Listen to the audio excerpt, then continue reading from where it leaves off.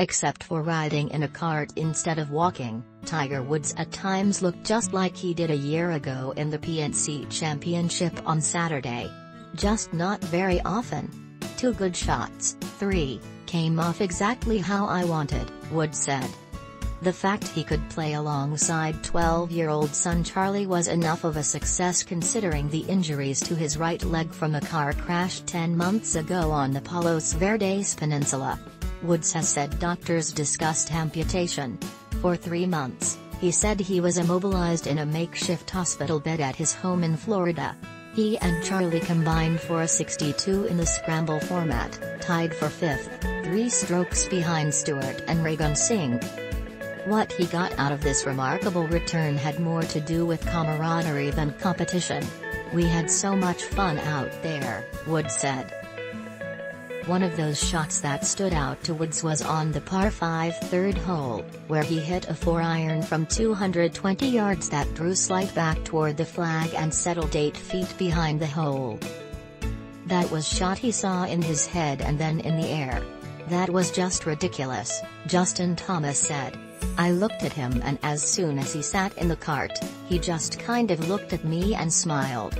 And I knew exactly that's the kind of shots that he hits when he's healthy." Woods is healthy enough to play the PNC Championship, a popular year-end event for major champions and a family member.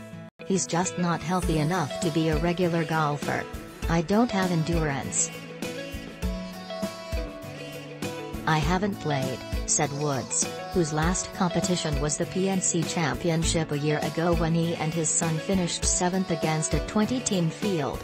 "It's tiring out there, so it was a slow day. But that's something that I'm going to have to, if I want to compete out here at the tour level. I'm going to have to get the endurance back and hit thousands upon thousands of golf balls. Just takes time." Woods also mentioned the fairway metal he hit onto the green at the par 5 14th, and a 7-iron he smoked into the par 3 17th, unsure he could get there. "It was one of my old shots," Woods said. Thomas would have picked another shot. He was determined that Woods, who turns 46 at the end of the month and still walks gingerly from the broken bones in right leg and ankle, not hit a drive past him. That changed on the 11th hole. "I hit it pretty good, and as soon as his ball took that big bounce, we looked at each other and I was like, if it's going to happen, it's going to be this one because I think it just launched, and yeah, that was a shot to the ego," Thomas said with a grin. Woods showed the effects of his injuries in the way he walked, labored at times. The toughest walk belonged to Mike Thomas, the 62-year-old club professional with a bulging disc in his back that had him grimacing often.